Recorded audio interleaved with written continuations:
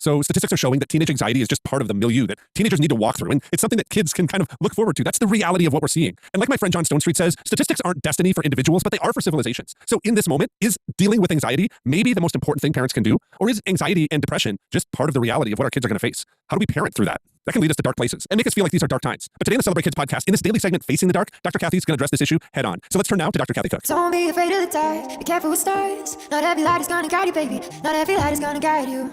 So Dr. Kathy, Jonathan Haidt joined Russell Moore on Dr. Moore's podcast to kind of consider the factors that lead to childhood mental health crises. They talked about different things, including iPhones and social media, how the COVID-19 pandemic affected, and they kind of talk about also didn't affect young people. They look back at several decades of American history during which kind of parents have increasingly treated raising kids like a school project or a professional endeavor, and then what we're doing now today. What he talks about on the podcast highlights how childhood is really being rewired and rewritten, he says. I wonder if this is simply kind of maybe a misunderstanding of one generation to the next, or maybe that today's generation's children, right? The childhood that my kids are experiencing is wholly unique in terms of human history, and that it's really problematic and is actually causing anxiousness. What are some of your thoughts there? Is this generational moment, this cultural moment, really problematic for kids, and we need to adjust our parenting to meet some of those needs? What are your thoughts there? Well, I think parents always have a responsibility to adjust parenting to meet the needs. So I think that's a given, as much as we possibly can figure out what's going on and do so. You know, it's awkward. I'm often asked, is this the most difficult time to be a child? And I think about, World War, and I think about the economy and the devastation of different times in our country when there really was no money for people. I think of pandemic type situations that were way worse than the one that we were recently walking through. And so I think it's arrogant to say that our children have it worse than any other kids ever had. What I do think is different, maybe a couple of things. That is that right and wrong is really fluid now. When I was a child, even people who did not go to church agreed with what was right and what was wrong. There was an understanding of good and evil, and those things were talked about. Now there's so many different definitions of right and wrong and good and evil. So you can have in your family that this is right, and your neighbors can think something else is right. So your children are living very much exposed to evil and falsehood, if I would put it that way, which makes the parents' responsibility to teach truth and explain your standard for truth very differently from maybe what our parents had to do when we were young. I think another thing that is different is the marital status. I think, more single parents, more divorces, less dad involvement, dad engagement is at a low ebb in our country. And I think that matters. And kids are striving and hungry for dads. And I think there's some danger there that's probably at some statistical high point. And then the busy, distracted parents. So when I wrote my technology book, that came out in 2016. That meant I started thinking and writing about it in 2014 probably. And there weren't a lot of kids on devices back then. I wrote that book because parents were on devices. And if they weren't careful, their kids were going to develop these 5 lies. But the reason that parenting had become hard was that the parent was distracted. The parent was scrolling social media rather than engaging with the kid. The dad was checking ESPN.com and a banking website and a YouNameIt.com rather than shooting hoops with the son out in the driveway. And I don't say that lightly, and I'm not making that up. It was the parent who became distracted and self-centered and selfish, and that selfie motive, if you will, that left the kid wondering, do I matter here? Am I known here? Is what I'm doing important here? And now we have almost the flip side where kids are, moms are posting 62 pictures. True story of a kid who said, I didn't want any pictures of my birthday party on my mom's social media. She didn't ask permission. I didn't want any. She posted 62. And he was really mad that he felt used by her for some popularity points with her people. So those are the things I think of when I think about today's generation, the anxiety and what parents need to be cognizant about. Make sense? Yeah, it does. It totally does. And I think that is an example of something that we do a lot here at Celebrate Kids, which is to come alongside parents and provide resources to point out things that you're seeing, and then also to embolden and inspire them, really to engage what I might kind of call a slow fade inside of culture and draw some attention to it, so that especially inside of the church and inside of our communities, that we can maybe stem the tide of how that's going to impact kids and how they're going to develop and grow. And I'd like to kind of point out this to you because I think there's a lot of ministries and a lot of engagement in different kind of communities that put these habits or these rhythms or these resources in front of parents to help them. But it kind of begs the question. I just want to ask it because I think it's important to, not just kind of assume things, that we should actually ask questions and get insight and have an apologetic for why we think. Are parents really the answer to the anxiety that kids are facing? Or is there really something inside of culture that needs to change? Institutions need to change. It kind of goes to that point that we've talked about before where, government is going to now go after different social media groups because it's impacting kids. But we kind of have bypassed parents. What can parents kind of really do in the face of anxiety and depression, knowing that so much of the culture in the world seems to be hardwired for that direction? Yeah, again, boy, I like the way you think. I do believe parents have a responsibility to do what they can. And I've got some thoughts, surprise, that I can share with you. And I also want to say that it's not always the parent. There are fabulous parents who are engaged and living a less stressful life in front of their kids, and the kids just turn out to be prone to anxiety. There are chemical imbalances, which is why there's nothing wrong with medication. There's nothing wrong with therapy and counseling and going to the doctor. Now, I don't pop a pill for everything, and I'm not saying that everybody with anxiety needs to go see somebody, but I am saying that self-care is really important. If you feel that you're anxious, get self-care. And that can be a long bubble bath with a good book and a candle. It doesn't have to be therapy. But are you demonstrating to your kids self-care? Are you willing to humble yourself and see someone if you need to talk through some things because life has thrown you some curveballs? Have you allowed your kids to see a guidance counselor or talk to a children's pastor or talk to a therapist if that's appropriate? And so I think I would say that. I think if a parent does not, one of the ways that parents are relevant here is if the parent's yes changes to no, or the no changes to yes, or if a parent uses maybe a lot, you're going to have stress. Kids are looking for consistency. They're looking for integrity. They're looking for boundaries that are blessings when love is the goal. So make your yes a yes, make your no a no, and stay away from maybe. And if your kids ask you on Friday night, can I do such and such? And you say, well, I don't know, I got to check with your dad. So that right now I don't know. I mean, that's legit, but then check with your husband. Get the answer ASAP and go back to your child and say what the truth is. The answer is yes, you may go to your friend's house Friday, or no, we're really sorry, it's not going to work. We already had these committed plans. So yes and no, and get away from maybe. And then what if I said this, Wayne? I wonder if in our culture today, we could think more about managing anxiety than not being anxious. Like, I want us to not be anxious. Certainly, that would be ideal.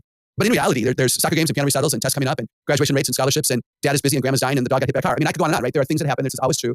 This is not a unique cultural moment. But anxiety may be a part of what's going on. And I wonder if we did a better job of teaching children, again, self-care and other strategies to manage anxiety rather than don't be anxious. I wonder if that would be healthy. Yeah, that goes to my final question that I want to ask you. And that is, you've been speaking a lot of maybe kind of on the front end. How do we, equip our kids to manage not being anxious? How do we kind of build resiliency for them inside of some of these spaces? But I want to ask you now for the parents that really they do have an anxious child at home right now and maybe facing some challenges with, depression or different forces that kind of feel like the culture's happening. And I've used this phrase a lot with my friends recently where sometimes we need to build our homes to have maybe some hedges around them that kind of equip our kids to foster, muscles or develop like strength to go out into the world, right? So an example would be that we want to replace our homes to have a void of violence, right? Out in the world, there's a lot of images and violence, but when they come to our house, it should almost be a haven where they don't have to deal with all of the things of the world. It can be a place where they just kind of grow. And I think that for many times, kids that have different anxious thoughts or depressive thoughts or things of that nature can really be impacted by the cultural forces in the world. How can we establish our homes to be a haven for kids who are anxious if we do have some of them in our homes? Well, I love what you just said. We decide what could contribute to anxiety, and we work to avoid it in our home. So back to your example of violence, we don't watch violent movies. We don't play games individually or with others that would have a violent edge to them. We try to keep the news of violent actions away from the eyes of our littles. So I think that's a great example. What do we believe contributes to anxiety, and what control do we have, and do we exhibit that control? I think we need to be present to our children so they'll come to us when they do struggle with what they've seen or heard or what they're wondering about. Are we available without our phones? Do we go for a walk one-on-one? Do we go for daddy and donuts with one daughter at a time? And I know time is tough, but do we put them first so that they're aware that we know them and we want them to share with us? I think another thing that creates anxiety would be unrealistic expectations. So do we know our children well enough? I talk about this all the time, don't I? Know your children, study your children, teach and love and parent your children, the ones you have, not the ones you wanted to have, and not your neighbor's kids, but your kids. So are your expectations realistic? One of the things I say about academics, if you don't celebrate your child's B, like you want an A, I know you want them to earn an A, but if they only get Bs, if they earn Bs and you don't celebrate it, it'll become a C. And I know that that's true. And so is your expectation for them fair based on who they are and what they're striving for? Talk about strengths. We can have a red pen mentality toward life. I get that. The parent is responsible for pointing out the child's challenges to strengthen them. I totally get that. But we use our strengths to overcome our weaknesses. So is your home one where strengths are celebrated and known? And then I'll say one other thing, and this is because kids tell me this, as I think about this, you stimulate so much. Teach your children how to be, don't tell them who to be. In other words, don't tell and yell. Kids tell me, they tell me what to do, and then they yell at me if I don't do it. I wish they would teach me how. Now, they don't say it with exactly those words, but that's the story they're telling me is, Dr. Kathy Lady, I want to be good. I want to do what Daddy wants me to do, but I don't know how to do it. And if I ask him to show me again, then he gets mad that I wasn't listening. But Dr. Kathy Lady, I was listening, but I don't think Daddy knows that. I've never done it before, and it's pretty tricky, and I'm pretty scared, and I'm a little kid, and the broom is really heavy, and I'm just afraid. And I wish that he would slow down and show me one more time. And so I want to say with a lot of respect for our audience that put yourself in the shoes of the 7-year-old overwhelmed or the 14-year-old kid who lacks confidence and teach them how to do what it is that you believe they're capable of doing and build up their confidence. And I think you'll see anxiety run. So there's a passage out of Titus that I was reminded of as Dr. Kathy was speaking. It comes out of Titus 2, and I'm going to begin reading at verse 1. You, however, must teach what is appropriate to sound doctrine. Teach the older men to be temperate, worthy of respect, self-controlled, and sound in faith and love and in endurance. Likewise, teach the older women to be reverent in the way that they live, not to be slanderers or addicted to too much wine, but to teach what is good. Then they can urge the younger women to love their husbands and children, to be self-controlled and pure, and to be busy at home, to be kind, and to be subject to their husbands, so that no one will malign the word of God. Similarly, encourage the young men to be self-controlled. In everything, set them an example by doing what is good. In your teaching, show integrity and seriousness, soundness of speech that cannot be condemned, so that those who oppose you may be ashamed because they have nothing bad to say about us. I think that Dr. Kathy's words here, her encouragement to teach and to guide our kids is something that is really valuable, but it's also something that is really standing the test of time. That our place in this cultural moment is similar to the place of Titus in that cultural moment. And it's similar to the place of Daniel in his cultural moment and his responsibility to teach the young men who are under his care.